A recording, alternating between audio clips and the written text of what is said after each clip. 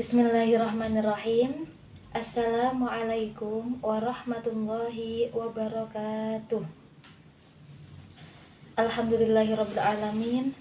Pertama-tama marilah kita panjatkan puji syukur kehadirat Allah Subhanahu wa taala yang mana telah memberikan kita nikmat sehingga kita dapat bertemu pada kesempatan kali ini. Langsung saja, yang kami hormati Bapak Amir Mukminin selaku dosen mata kuliah studi pelajaran fikih MTS dan MA, dan yang saya banggakan semua teman-teman seperjuangan. Di sini saya mewakili kelompok 12 yang beranggotakan Bu Yekti Prihatin sebagai pemakalah, dan saya sendiri, Zahratul Hasanah, akan sedikit menguraikan tentang materi jihad. Pengertian jihad. Kata jihad asal dari kata jahada yujahidu jihadan wa mujahadatan. Asal katanya adalah jahada, ya jahadu jahdan atau juhdan, yang berarti kekuatan atau at-toqoh, dan upaya jerih payah atau al-masyaqqoh.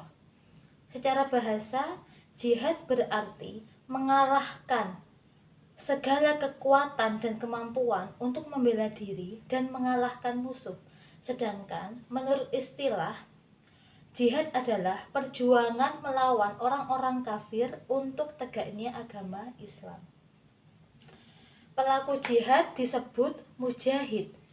Dari akar kata yang sama, lahir kata ijtihad, yang berarti upaya sungguh-sungguh dengan mengerahkan segala kemampuan untuk mengambil kesimpulan atau keputusan sebuah hukum dari teks-teks keagamaan.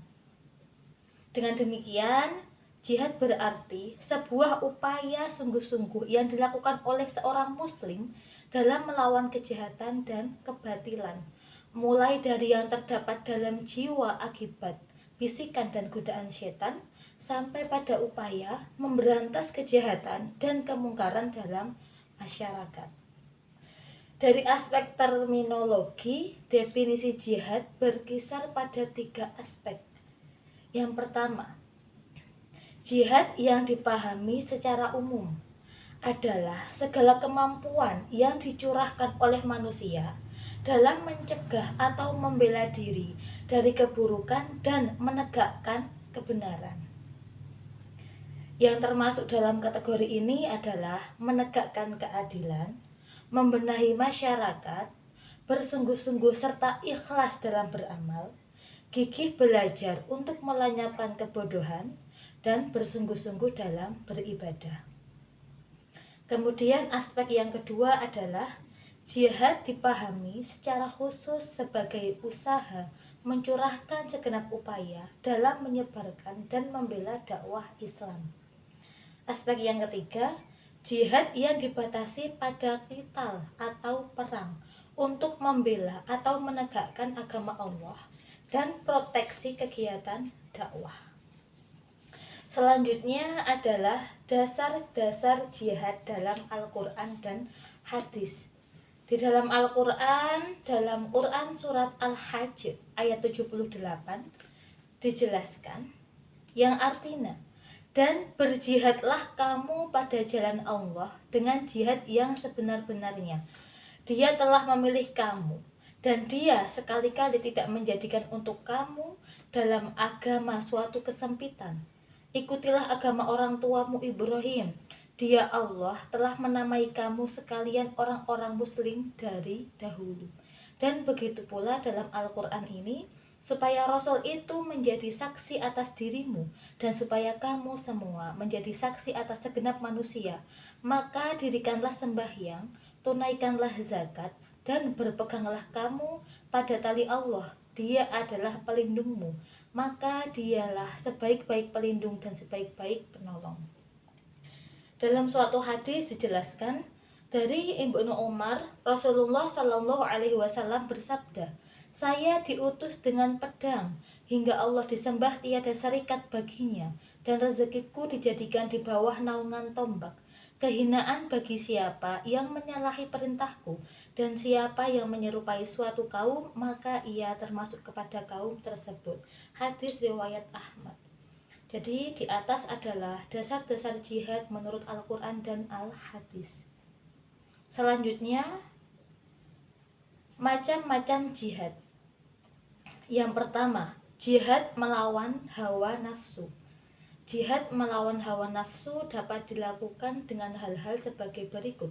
Yang pertama, mempelajari petunjuk-petunjuk agama yang dapat mengantarkan jiwa kepada keberuntungan dan kebahagiaan. Yang kedua, mengamalkan apa yang telah ia ketahui. Kemudian, mengajak orang lain untuk mengikuti petunjuk agama dengan berilmu, beramal, dan mengajarkan ilmunya kepada orang lain. Kemudian, macam-macam jihad yang kedua adalah jihad melawan setan.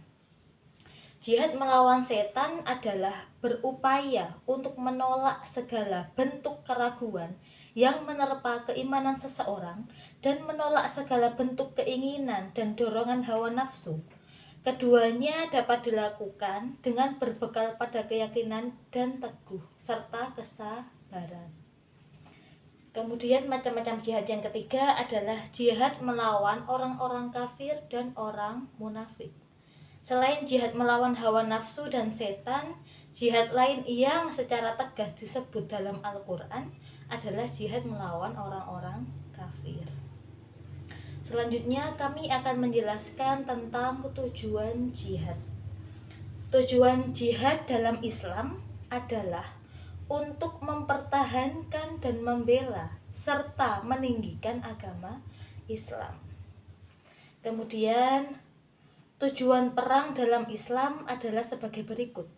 Yang pertama adalah mempertahankan hak-hak umat Islam dari perampasan pihak lain. Yang kedua, memberantas segala macam fitnah. Yang ketiga, memberantas kemusyrikan demi meluruskan tauhid. Dan yang terakhir, melindungi manusia dari segala bentuk kezaliman dan ketidakadilan. Selanjutnya adalah hukum jihad. Hukum jihad untuk mempertahankan dan memelihara agama dan umat Islam serta negara. Hukumnya adalah wajib atau fardu, baik fardu ain maupun fardu kifayah. Jadi sebagian ulama sepakat bahwa jihad itu berhukum fardu ain. Namun ada beberapa ulama itu menyatakan bahwa jihad hukumnya adalah fardu kifayah. Jadi hukum jihad bisa menjadi fardu ain adalah bagi seseorang yang telah bergabung dalam barisan perang. Begitu juga bagi seorang individu jika musuh telah mengepung kaum muslimin. Namun dengan beberapa syarat, yaitu yang pertama, jika jumlah orang-orang kafir tidak melebihi 2 kali lebih besar dibandingkan kaum muslimin dengan penambahan pasukan yang dapat diperhitungkan. Kemudian syarat yang kedua adalah tidak ditemukan udzur, baik sakit maupun tidak ada senjata dan kendaraan untuk berperang. Dan syarat yang ketiga, jihad tidak bisa dilakukan dengan berjalan kaki. Kemudian syarat-syarat wajib jihad. Syarat-syarat wajib jihad ada 7. Yang pertama, Islam. Yang kedua, baligh atau dewasa. Yang ketiga, berakal sehat. Yang keempat, merdeka. Yang kelima, laki-laki. Yang keenam, sehat badannya. Dan yang terakhir, mampu untuk berperang. Selanjutnya akan kami jelaskan tentang etika berperang dalam Islam. Yang pertama, tidak boleh memerangi orang yang memusuhi Islam dan umat Islam sebelum diberi peringatan. Setelah ada peringatan ternyata tetap mengganggu, baru diadakan perang. Yang kedua, tidak boleh membunuh anak-anak, wanita, dan orang tua. Yang ketiga, tidak boleh membuat kerusakan harta, seperti menebangi pohon, merusak jembatan, membakar kota, dan lain-lain. Yang keempat, tidak boleh mengganggu apalagi membunuh utusan yang dikirim musuh secara resmi. Dan yang terakhir, tidak boleh membunuh musuh yang menyatakan dia telah menyerah. Itulah etika perang di dalam agama Islam. Yang selanjutnya adalah jihad bersenjata. Para ulama menyebutkan bahwa jihad bersenjata menjadi fardu ain apabila pada 3 kondisi. Yang pertama, apabila pasukan muslimin dan kafirin bertemu dan sudah saling berhadapan di medan perang, maka tidak boleh seorang pun mundur atau berbalik. Kemudian yang kedua, apabila musuh menyerang negeri muslim yang aman dan mengepungnya, maka wajib bagi penduduk negeri itu untuk keluar memerangi musuh dalam rangka mempertahankan diri, kecuali wanita dan anak-anak. Dan yang ketiga, apabila imam meminta satu kaum atau menentukan beberapa orang untuk berangkat perang, maka ia wajib untuk berangkat. Itulah beberapa penjelasan tentang jihad. Selanjutnya adalah perlakuan Islam terhadap ahlul zimmah. Sebelumnya akan kita jelaskan apa itu yang dinamakan ahlul zimmah. Kata zimmah berarti perlindungan, jaminan, kepedulian, dan keamanan. Sedangkan ahlul zimmah adalah orang kafir atau non-muslim yang mendapat perlindungan Allah dan Rasul-Nya serta kaum muslimin untuk hidup dengan rasa aman di bawah perlindungan Islam dan dalam lingkungan masyarakat Islam. Mereka berada dalam jaminan keamanan kaum muslim berdasarkan akad zimmah. Akad zimmah mengandung ketentuan untuk membiarkan orang-orang non-muslim tetap berada dalam keyakinan atau agama mereka, di samping menikmati hak untuk memperoleh jaminan keamanan dan perhatian kaum muslim.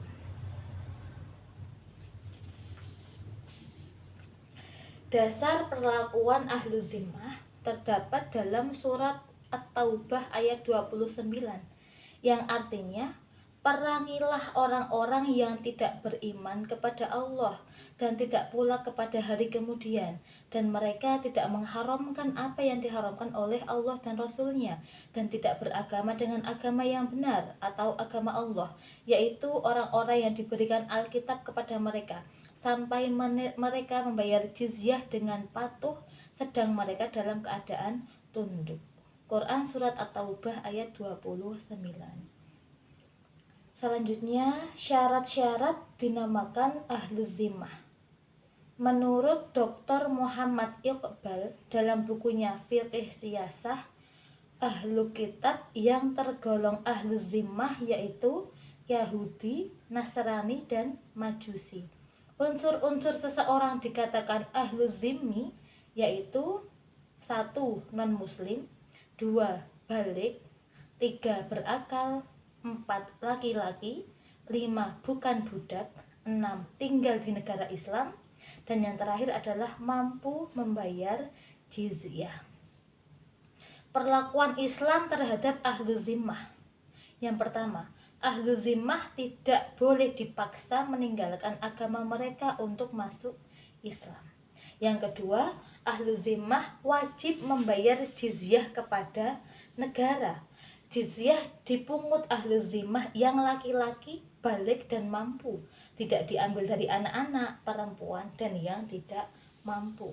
Kemudian dibolehkan memakan sembelihan atau menikahi ahlu zimmah jika mereka adalah orang-orang ahlu kitab, yaitu orang Nasrani dan orang Yahudi.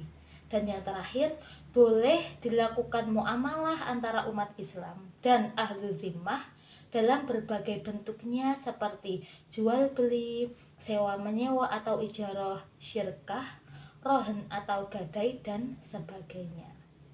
Demikian yang dapat kami sampaikan. Kurang lebihnya kami mohon maaf. Wabillahi taufiq wal hidayah. Wassalamualaikum warahmatullahi wabarakatuh.